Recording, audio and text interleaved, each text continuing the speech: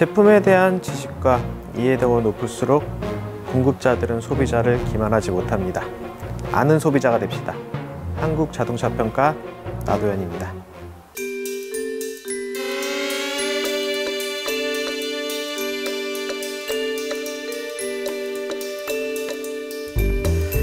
자, 오늘은 BMW 5 시리즈 차량에 대해서 알아보도록 하겠습니다. 자, BMW 5 시리즈는 우리나라에서 굉장히 인기 있는 수입차 중에 하나죠. 자, 그런 인기에 걸맞게 중고차 거래도 굉장히 활발히 이루어지고 있습니다. 자, 그러면 BMW 5 시리즈 차량의 사고 여부에 대해서 무사고 차인지 아니면 사고가 있었던 차인지 함께 알아보도록 하겠습니다. 이번 시간에는 BMW 5 시리즈 차량의 휠하우스에 대해서 알아보도록 하겠습니다.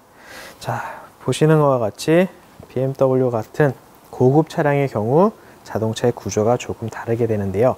자, 가장 큰 차이점은 휠하우스, 즉 패널의 재질이 쇠가 아니라는 점입니다.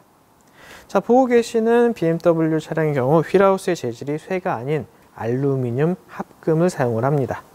자, 형태는 주물 형태라 모양도 굉장히 복잡하게 보이죠. 자, 여기서 문제는 차체의 기본 구조는 전부 다 쇠로 된 금속 패널을 사용하는데 휠하우스와 같이 좀 중요한 구조체는 알루미늄으로 사용합니다. 자, 재질이 서로 다른 금속은 용접으로 붙일 수가 없습니다. 그래서 문제가 생기게 되죠. 자, 휠하우스 안쪽에 커버를 제거하고 안쪽의 실링과 패널의 고정 상태를 확인합니다. 보통 일반적인 차량은 스폰 용접의 상태를 확인했는데, 자, 이런 차량, 즉 알루미늄과 같이 다른 재질을 사용하는 자동차의 경우 용접이 불가능하여 스폰 용접 대신 리베팅을 합니다. 자, 리베팅의 경우 차체에서 휠하우스를 제거할 때 용접은 해당 용접 부분을 도려내서 교체를 했지만 리베팅의 경우 못을 뽑으면 되죠. 그래서 못을 뽑을 때 나타나는 듯한 주변에 상체기가 나타납니다.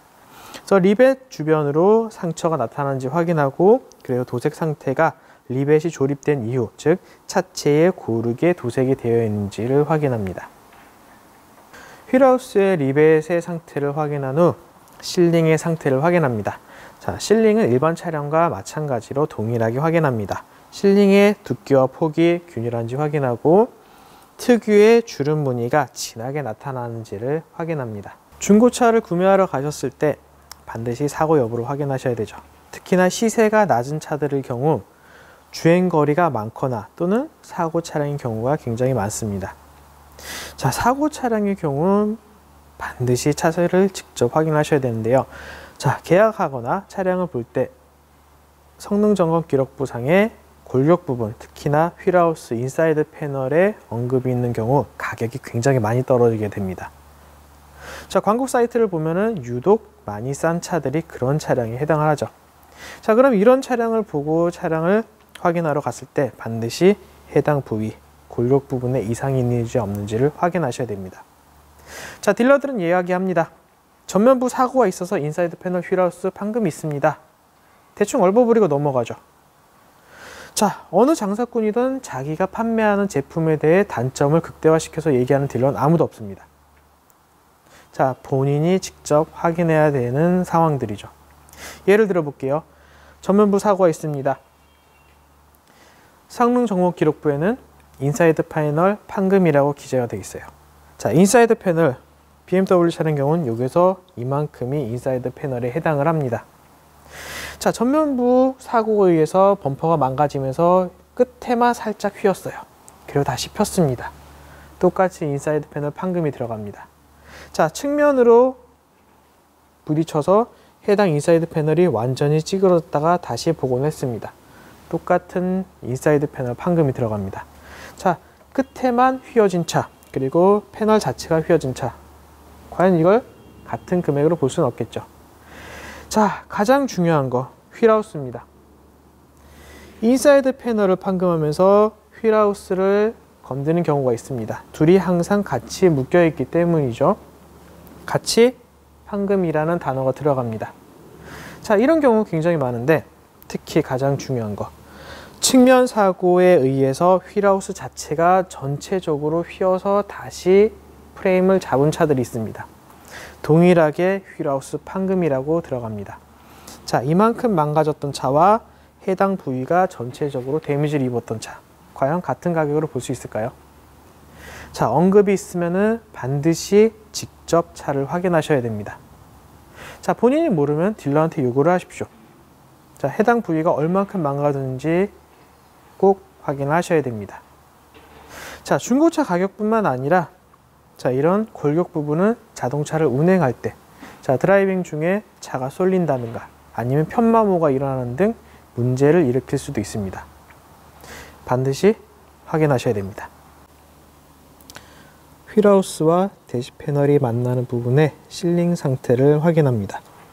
실링의 두께와 폭이 균일하게 나타나는지 확인하고 실링 특유의 진한 주름 무늬가 나타나는지를 확인합니다.